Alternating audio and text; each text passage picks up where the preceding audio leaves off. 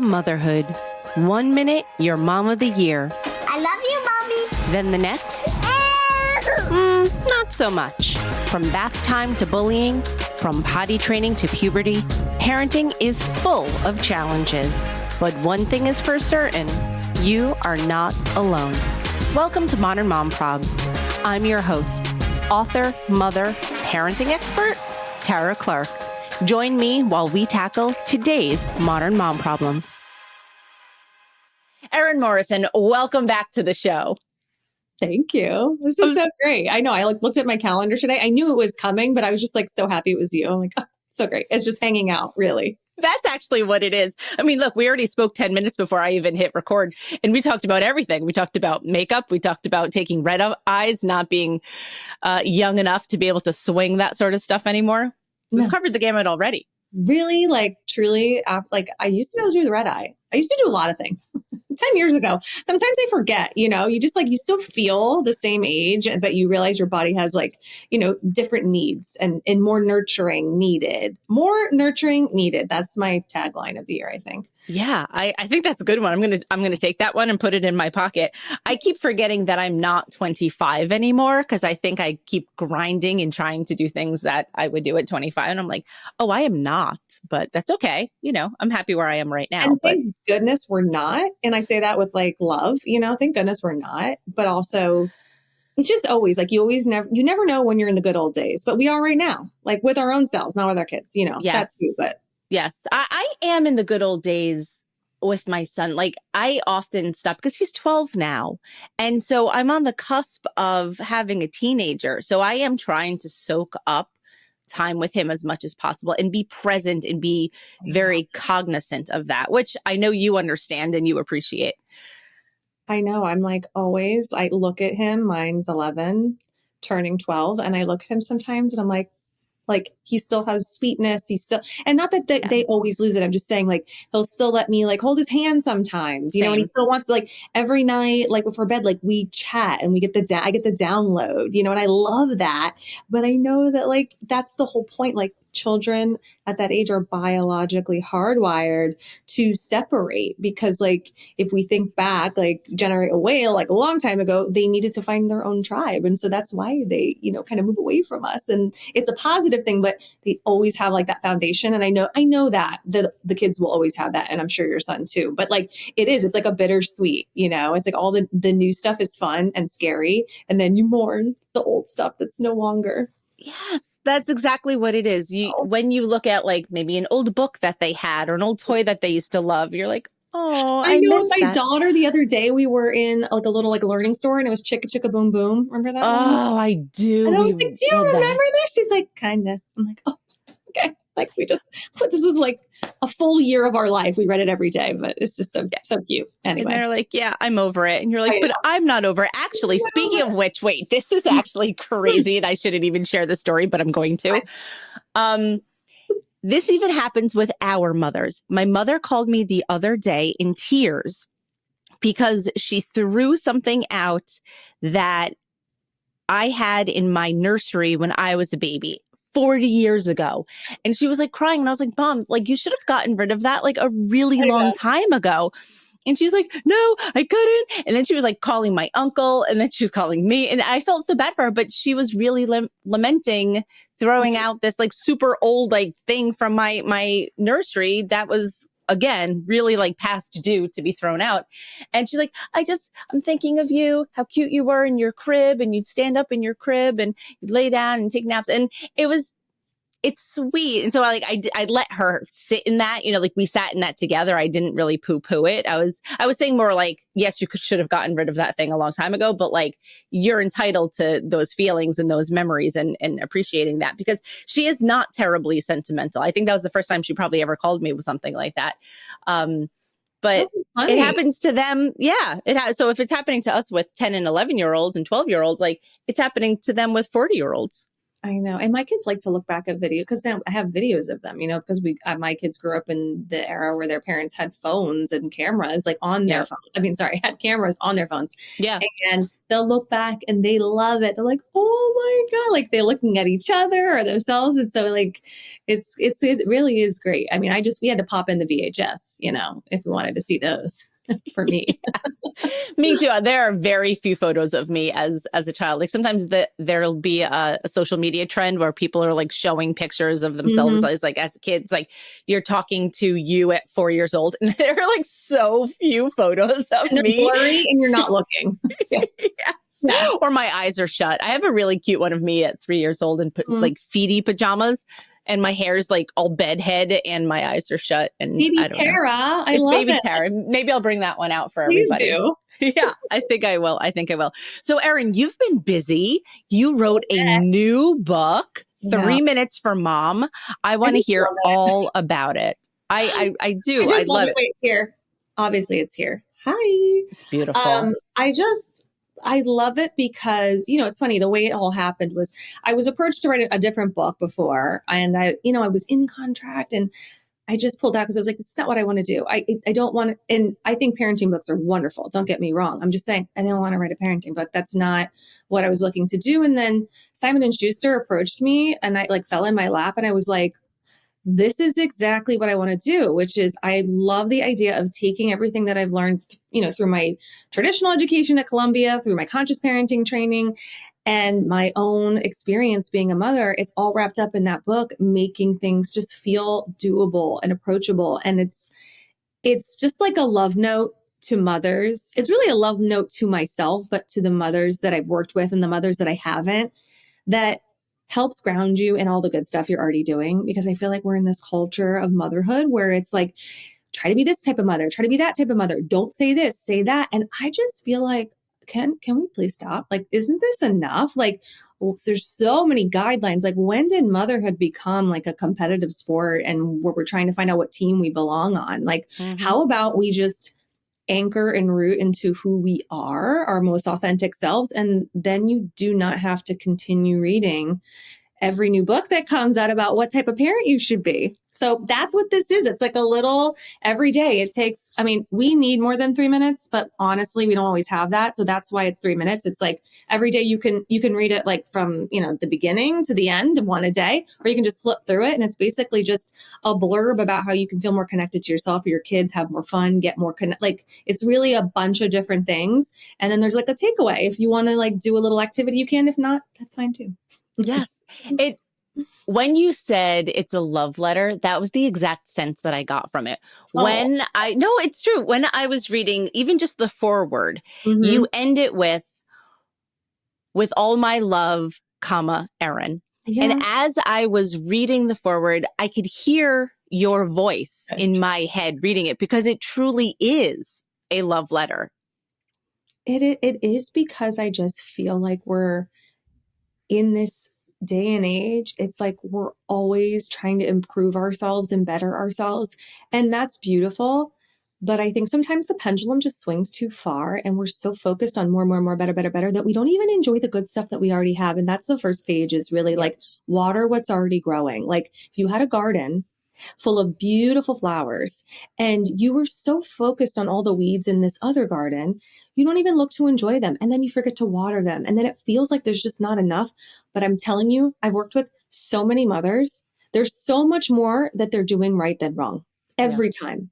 And that's what we work on. And it's not like a BS, you go girl, you got this, you're amazing. No, it's not that. It really isn't. Because I read through most of it and it's not. It's very grounded and very real and very like applicable. That's what I was hoping for. I wanted people to feel like they can read this and feel like, okay, I could see myself in this or I can't, and I give other examples, but like basically like for the takeaways, for me, I do like meditation, but it's not a daily practice for me. I do like journaling. It's not a daily practice for me. And a lot of people will get, tips or suggestions, you should meditate, you should do some breathing and you should journal. And it's just like, well, thanks, and no, and no, thank you. And so there's so many other things that we can do. And that's what this is about, because I just felt like I just want to feel like every day there's something that I'm going to ground myself in. And actually, the idea for this was born out of me waking up, and I stopped looking at my phone first thing in the morning because there was something I read or saw, or probably saw. I didn't read it. I saw it. It was on my phone. And it's At least you're being honest. Yeah. I'm not reading any articles here. I'm reading Twitter or X or whatever and Instagram. So it said something like, if you open your phone and you scroll for like 10 minutes, it's like you let 300 people in your bedroom. Like you opened your door and you're like, come on in, people's opinions, their bodies, their fashion, where they're going on vacation, what they say is right. And what this person says is wrong. Like, think about how much we let into the beginning of the day. And I just was like, ew, this is not what I want. Because even as harmless as it felt, I was just like, not for me. And I wanted this book to be the way I started my day. And yes, of course, my stuff is on social media. And I hope that it's sort of a breath of fresh air from something that makes you feel not enough, that does make you feel and realize you are enough. But that book I wanted it to be a replacement. Like, don't grab your phone, grab something that grounds you and reminds you of the good stuff so that you can at least launch into your day with what makes you feel connected and anchored and just, ready to take the day on, because there's just so much noise, constantly coming in. So much noise constantly coming on. I love the analogy of just like opening up the floodgates of your bedroom and 300 people walking. Because you're right. One thing I do usually in the morning is I love Threads. I'm always like telling everyone, go on Threads, go on Threads. And Threads is sort of like the thing I read in the morning, but it's this, you're right. It's the same thing. It's right. Well, and not to say too much. It's too much. Not to say that it's anything, anyone, but like, even if there's an algorithm, there's, people you follow, and you don't get to choose that. And I just feel like it's such a precious beginning of your day before everything just starts. You feel like your day is running you. I just feel like, what if we just had a little something, something. I like, one of my clients is like, oh, it's like Erin in your pocket. I'm like, it is like Erin in your pocket. It is. I love that. I always say that phrase for people. I said that to somebody just the other night, but I love having an Erin in my pocket. Yeah. Whoop, I'm grabbing you, putting you in my pocket. But that is absolutely what the book is. They're little bite-sized nuggets. There's 365. Would you call these meditations? Like, what would you call those? 365? We call them entries. I mean, I feel like there's probably a better word for it. I should think about that. No. Entries are good. That's good. It's like entries into a journal. It's a reflection about where you're at, really. And it's for any phase. It's really for any phase of motherhood. And actually, a lot of the feedback I've been getting is like, it's helpful in a marriage too, because basically it's all about you, and even though I said Erin in your pocket, it's really like your true self, the one that knows what to do, and the one, the you that recognizes when you've messed up and you didn't like how that felt, that part. That's really what that book is. It's reminding you of that stuff, because, I said the other day, someone said, like, what's the one thing that you could ask parents, or you could tell parents that would help them reflect if they feel like they can't trust themselves, because that's actually a big thing. It's the confidence. I see a lot of moms, we lack confidence to trust ourselves. Mm-hmm. And I think the best question to ask, and what I shared with her, was ask yourself every day, do I have my child's best interest at heart? And if you say yes, that's a beautiful way to start your day and ground and anchor yourself, because all that noise will make you question what you're doing, but you're like, wait, do I have their best interest at heart? Yes. And even if I don't know what I'm doing right now, I will figure it out, right? I'll talk to my husband, my partner, my co-parent, my mom, my friend, my therapist, my coach, whatever, or reflect, because eventually I will, because I do have my child's best interest at heart. And that's like a beautiful way to ground yourself every day, even if you don't have 3 minutes for mom. That's a beautiful way. I can tell you right now, that's going to be the clip that it's going on social media, because that was so good. Hey, guys. After you've read, then you'll go on your social media. Yeah. Right. Exactly. Mm-hmm. Yes. But what I love about the entries is that they're so simple. One, and I'm going to totally butcher this, and I'm not going to say it verbatim, but it was something along the lines of, if you're not showing your child a magical life, then who will? Oh, I know. I love that one. I love that one. It really made me sit and think about modeling, obviously, and trying to give your child the life that you would hope that they would want to live and then grow up and do for their own children. Yeah. And so I love that one. It was so simple. It's like, if you're not sprinkling a little magic into life and showing them that life can be enjoyed, then who will? And I think, again, it's so funny. We set out motherhood is like so tricky in the sense, well, it's tricky in a million ways, but it's tricky in the sense, not in just one way. just this one thing. I feel like everyone says motherhood will change you. It'll change you. And you're like, yeah, of course. I'm going to have a baby. Of course it'll change me. For me, the biggest surprise was that it didn't just, it changed my life, but it changed who I wanted to be. And not that and it's funny. It's like, who would I want to be? I wanted to be myself. You know, it's like a return to understanding what would soothe you and make you feel the best and make you feel the most connected. So with that, entry there of saying like, who will show them the magic? Well, us. And also we want that, if like life if life is just meant to grind and not enjoy and like have fun and laugh, like, I don't know. I don't want it. I don't like it. I tap out. Right. I'm out. So like that's kind of what it's about. It's like we get to sprinkle in the fun for our kids. A big one, people really love this when I share about it, is let your kids see you have fun. Let them see you have fun, not just because kids know how to have fun. No. I mean, let them see you have fun in life. Like, let them see you dancing in the kitchen. This sounds cheesy, but whatever it is. Whatever it is that you want to do. Right. Like, be silly brushing your teeth. If you're in the car in traffic and it's late, like, you can bang your head against the steering wheel, or you can be like, I'm so glad we have extra time together. Let's talk. Let's play, what is it?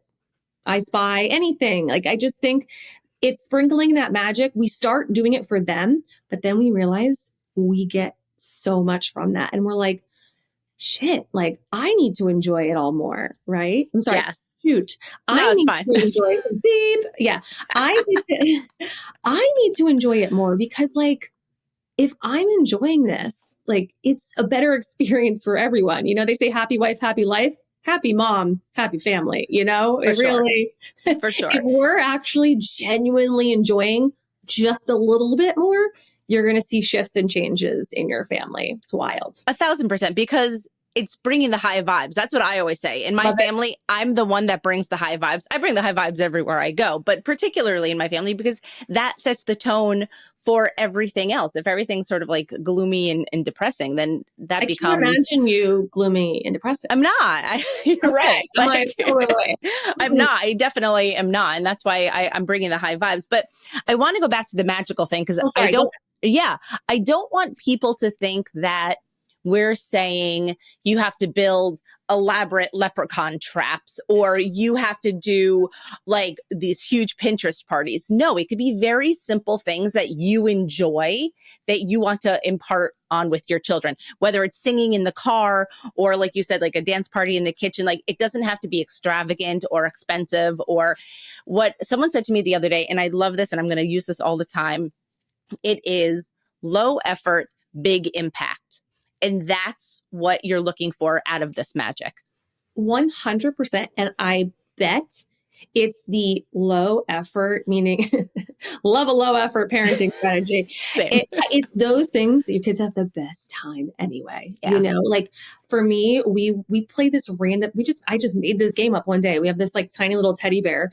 And before bedtime, once in a while, we have an upstairs, like the second floor. And all of us, if my husband's home too, will all, except for one person who's hiding the teddy bear, will go in one room, and the other person will go around, and you have to hide that. You have to put the teddy bear somewhere, but it can't be hidden. And so and then when they're ready, they run out and we rush around to see who can find the teddy bear. Like, just the silliest thing, it's just like very low effort, but wonderful. And I have such a good story for something really about the Pinterest mom stuff. So I was definitely a Pinterest mom. And I'm not knocking a Pinterest mom too. No, of course. I love aesthetically pleasing things. I love making things pretty from the inside and out, of course. Yes. But I love making the outside pretty. And so when my daughter turned 5, she wanted a birthday party, but the theme she wanted was wedding, because she watched, I love her. She's just a doll. Ellie is a gift. Anyway, my kids were obsessed with my husband and I's wedding video. Mommy and Daddy movie, they called it. I know. So cute. That's so cute. I could cry. I'm literally going to cry. Really didn't want to spend the money on it at the time when I was like, whatever, in my 20s when we got married young. But I'm glad we did, because it was called the Mommy Daddy movie. I mean, we were so sick of watching our own wedding and hearing the same thing. Like, which is my husband at one point, he's like, if I hear myself laugh again, I'm going to die. Like, because of him, he was like laughing on the chuppah, like at the ceremony or whatever. He's like, I can't hear it. Anyway, so Ellie wanted a mommy daddy AKA a wedding. And so I was so excited that she wanted a wedding birthday. And so I literally had it like I rented a table. I made it like, a long table for all of her friends, like little wedding guests. We had a foam white dance floor. I went above and beyond, but this was probably the worst party and the best party, because in the beginning we had a mini bartender, like a pretend bartender that had like fake mocktails. I mean, it was like mocktails. Yeah. Adorable, Tara. But after a couple of minutes, maybe an hour, I don't even know what it was, Ellie, it was too much. It was overwhelming. And I was also running around with my head chopped off, trying to get everything like together. I didn't enjoy that party, and she didn't enjoy that party. Maybe in the beginning she did. And it was the biggest wake up for me that I was like, all this extra, I meant well, right? We mean well, but she didn't want all of that. She wanted what she saw in that video. Mommy Daddy movie was really about us having fun, being together. Everyone that she loved was walking down that aisle. And it was just, that's what she meant by Mommy Daddy, birthday party, movie, wedding, whatever. And I just said, I'm never doing this again. I'm never going to choose all this extra stuff thinking that's going to make me feel enough and her enough, because it didn't, really didn't. And it wasn't until the end of that birthday when everyone left and we had all these, white balloons on the dance floor. It was just me and my husband and my son and Ellie. And then we had our own dance party. And that's what she wanted, was Mommy Daddy movie with just the four of us, and it was just a really big lesson. I know that was a long story, but like, no, it's a good story though. It was just one of those moments where I was like, damn, I missed that. But, I take those damn moments as, well, I actually do know what it is I need to do, and that's kind of the biggest thing. A lot of with the moms that I work, they're like, I messed up and I wish I didn't handle it this way. I'm like, the fact that that's how we grow, right? You never just get it right. You don't learn from that. You learn when you realize you feel this feeling, which sometimes we say is guilt. Guilt is really just saying, that's where I want to be. That's what I want to do. That's what feels right for me. Yep. So well said. We had a similar thing when my son was 4 or 5. I don't remember which year, but it was a huge birthday party. And when everyone started singing, he got nervous, hid underneath the table. I'm trying to like get him out from the table. And then when we packed up everything and then went into the car, he was holding a balloon and he accidentally let go of the balloon just as he was getting in the car, only to watch the balloon like slowly fly away. And he just absolutely lost his mind. Absolutely lost his mind. And my husband and I both looked at each other and we were like, yep, that's it. We were doing it for us, to bring the magic, and he did not enjoy it. And it was extraordinarily stressful. And so, like you said, you live and learn, and then you do things differently. And you realize like, you're the magical thing. Like the mom is the magic. You're it. Like not all the excess. The excess is fine when it works, right? But it's just like when you go on a big vacation and you plan everything and you want it to be perfect. And it's like, there's so much expectation on it that it's like, you know what? It's really just you running on the beach that's fun. Or it's really just like being in the hotel room together. It's like, it's so much less about the big stuff. And it sounds cheesy, but it is. It's like the little stuff. No, but it really is. It is the low impact. No, I'm lying. It is the low effort, big impact. I love it. Yes. I mean, that's what it's funny that you're saying about on vacation. I've learned that now with my son. We travel pretty often, and I used to be like, okay, we're going to see this and we're going to do this. And then it was my husband that said, dude, pull it back. He's like, he doesn't want to do that. He wants to go to the pool. We'll do one activity a day, one tour, one guided tour, something like that, and then spend the rest of the day at the pool or in the hotel. He loves getting room service. He loves watching whatever garbage television is on in the hotel, because we always laugh because at hotels, like it's whatever cable TV, like, so you're going to watch. My kids are the same. They're like, oh, what's on TV? It's like exciting. I'm like, it's novel to them. Yeah, it is weird that you get to choose, you they get to, everything's on demand, and it is. That's so true. Oh my God, I love that. Yeah. So he loves nothing more than like staying in the room, getting room service and watching like whatever's on like Animal Planet. That's so his vacation. And, also like leaving room, like I always say to my parents, like supervised boredom is a really great thing. And I say supervised because you just don't want to let your kids just roam around. They're going to end up cutting their hair or something don't like let them roam around the streets, even though that's kind of what we did. But Supervised boredom is what allows them to use their creativity and their imagination and for you guys to connect, because if we plan every little thing, it's like almost like we're afraid for the downtime and the alone time, but that's where the good stuff happens. It's when you get to actually have those talks and those chats and you come up with the funniest ideas. Like that is the magic, It really is. And so I know I only just spoke about one of your entries because the magical one really stuck with me because I try very hard to live a magical life with our family. What is one of your favorite entries? That's so hard because it's like right now I'm thinking of the one that has been the most impactful for so many, which is we tend to be angry mothers because we take a lot of things personally that our kids do. And so one thing that I've been sharing a lot is that it's not personal, it's developmental. And we have to start like using that to get ourselves grounded when our kids talk back or they do something not supposed to.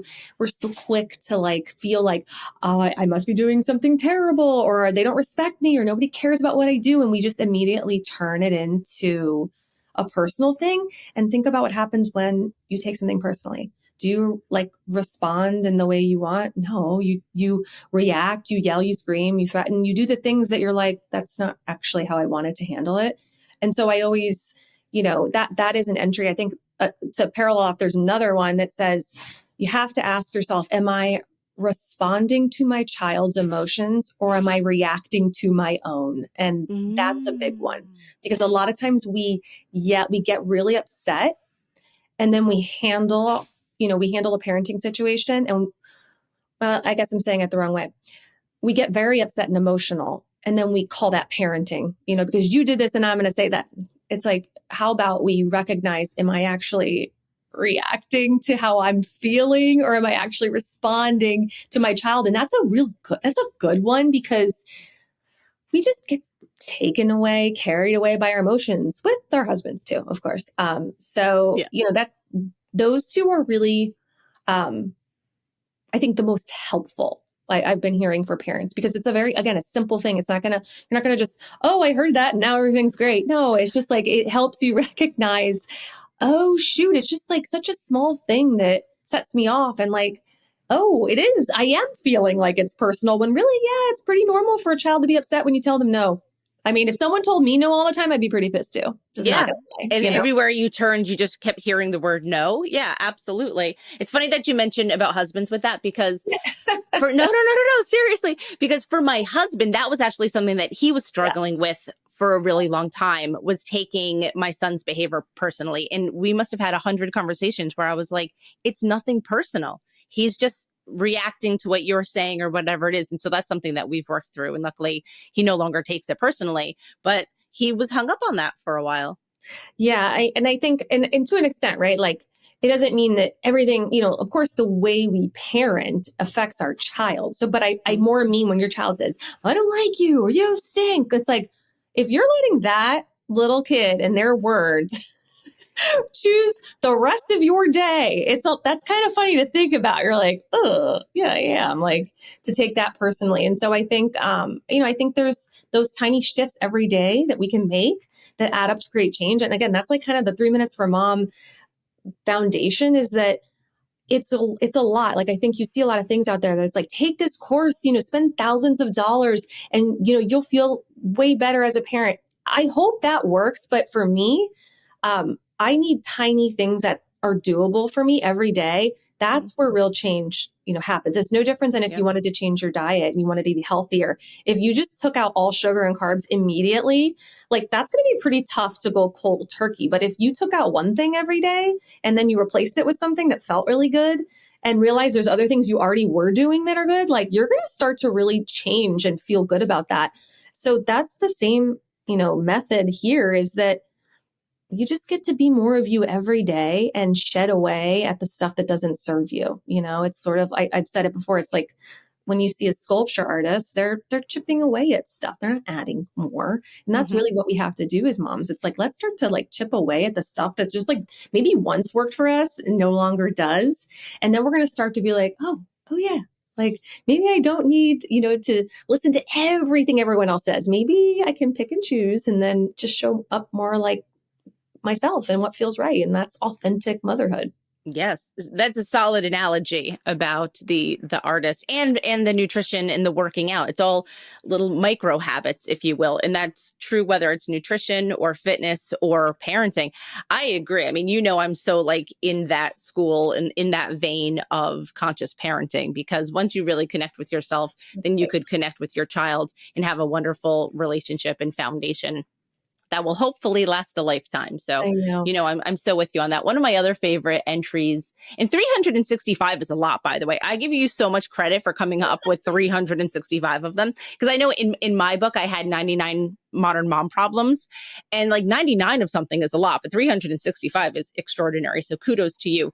Another one that I really enjoyed was, oh, again, please, if I butcher this, it's not verbatim, but it was, you don't have to be a perfect mother, but you do have to be a present mother. Mm-hmm. And Yes, of I course.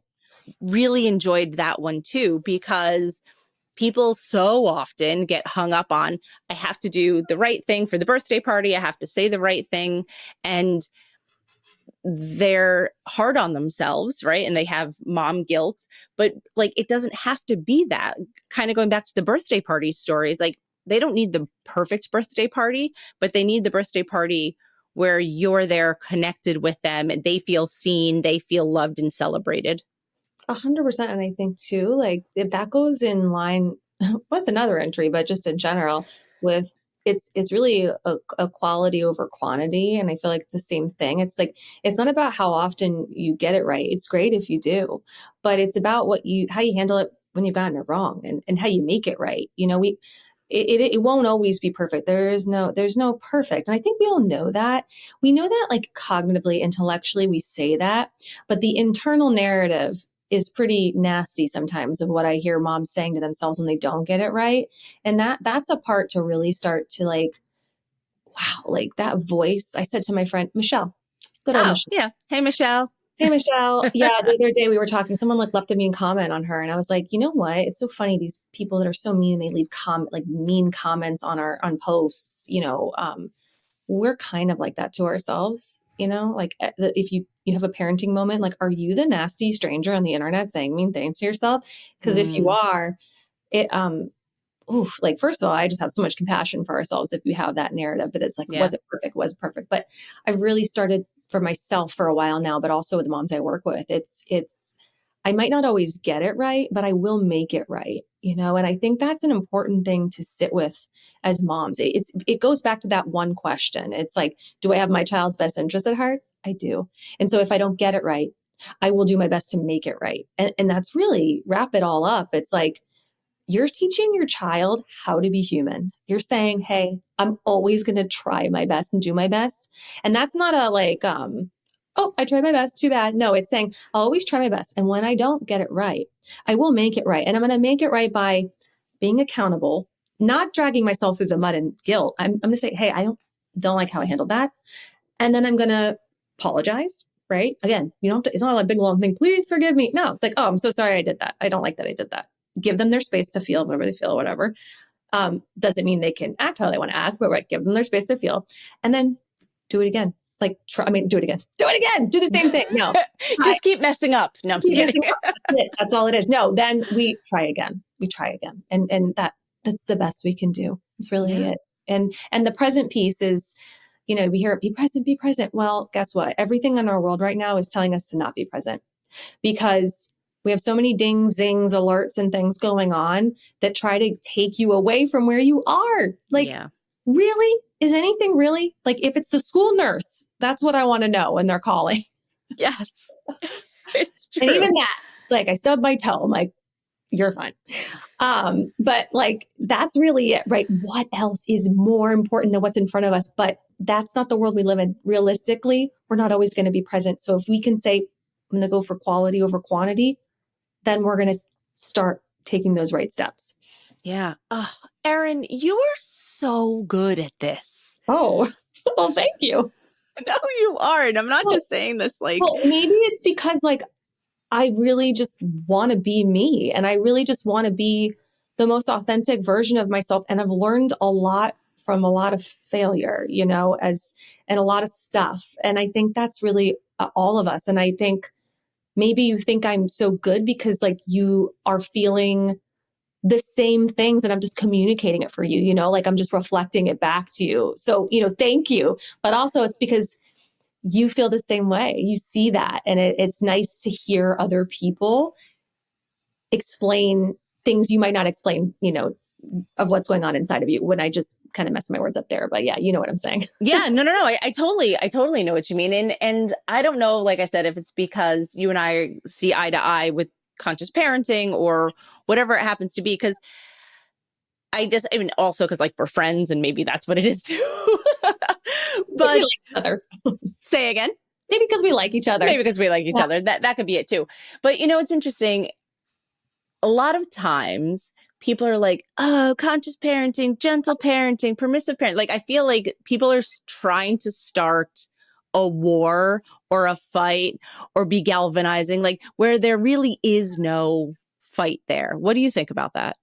A lot to say about that. I think we've just overcomplicated everything. But again, with good intention, I think we're all just trying to find our, parenting fountain of youth. We just we all want to know, how can I be the best, and yes, I think a lot of these, parenting ideologies or methods, are misunderstood too, I have to say. It's funny, my sister-in-law the other day, we were talking and she's like, honestly, like I'm definitely not a conscious parent. Like I'm an 80s mom. Like that's how I parent.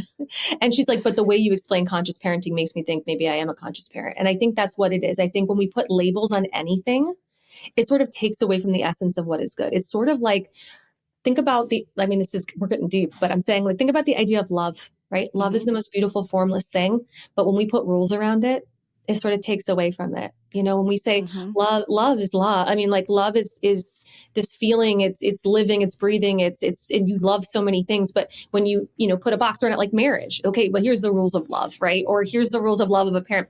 It really takes away. And I think that's what happens with these parenting methods. I think they all have really good intention, but that is in fact why I know my Instagram it's the conscious mom, because it really, everything I do is rooted in conscious parenting. But that's not what we're trying to do. We're not trying to make you a conscious parent or make you say, I believe in conscious parenting. I want every mom that comes through my account and learns something or reads 3 minutes for mom to say, like, I'm the authentic me. I'm the authentic mother. And that's really the type of motherhood I'm after. And I want others to experience, because who's a better mom than you as your true self? I actually just posted a little thing in my car, because that's where I'm always in my car. I know, you're so good about that. That's, it started because of COVID and I had no other quiet space in my, Is that how you started doing that? I just assumed that you were always at school pickup. That too. Oh yeah. My mobile office, I should write that off. I really should write off the car. Totally it's also should. A dumpster on wheels. It's dirty. Everyone has all their stuff. My husband's car is like beautiful. Mine is like, there's stuff falling out at all times. Actually, I'm not even going to get into the grossness of my car, but, you are not alone. Oh, I know. But I do have side note, I did subscribe to like a unlimited car wash. Best thing I ever did. So on Mondays, I get my car wash. And it was like, I know, Mondays, like clean car day. I feel so good. Wait, what were we talking about? Sorry. I don't know, because now I'm fantasizing about getting my car wash. Listen, I really do need to get it. It's $60 a month, and sometimes I'll go twice a week. I'm sorry. It's just great. Right. Do they also vacuum it too? Oh no, it's outside, inside, outside. It's great. Yeah, that's really nice. It's just truly wonderful. We were talking about your videos, why you shoot your videos in the car, and you had a video that you posted this morning. Oh yeah. Okay, so I was saying that. Wait, now I don't know. What did I post this morning? Oh, I don't know. I have to go back and watch. Ooh, well, it was just a story anyway. I can't remember what I said. Probably just about being authentic. And this is me. That conscious parenting is not necessarily about following rules per se, but it's being your own authentic self in order to parent your children. Yeah, that sounds right, but I still forgot it. So, that. whatever, just go watch my stories. Oh no, they'll be gone by now. No, they'll be gone by the time this goes. But you definitely, everybody need to follow Erin Morrison. It's the Conscious Mom. That's absolutely true. So I'll leave it at this. Well, actually, I have two questions for you. Two last questions. One, I asked this of all my guests. What do you think is the biggest modern mom problem right now?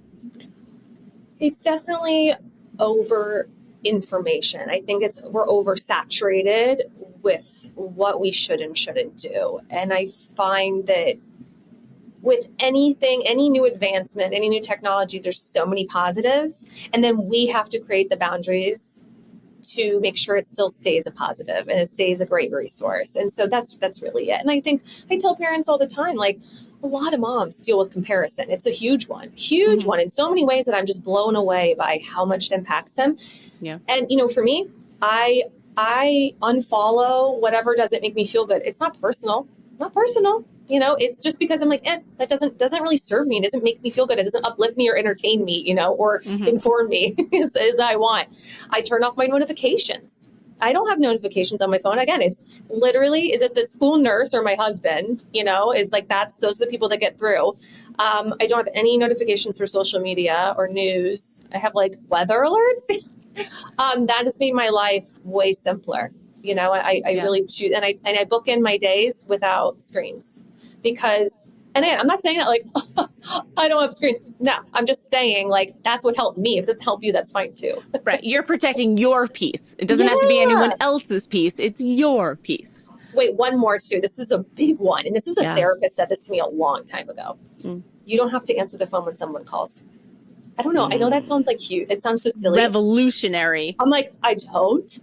It's like, no, why? How come when someone needs you, you have to respond to them? But that, like, what?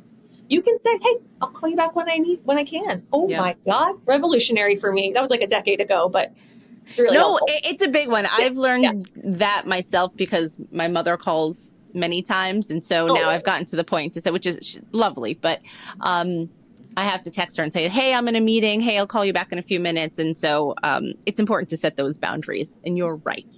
You don't have to answer the phone every single time someone calls. Erin Morrison, I adore you so much. Where can we buy your book? Where can we find you online? You can find 3 Minutes for Mom wherever books are sold. Amazon, Barnes & Noble, Target. And also it's on Audible. So if you want to hear my precious voice, which is very me, sometimes I add, the audiobook I almost love more because I just threw in other things. I'm allowed to do that. So I'm like, it was so fun to like do that.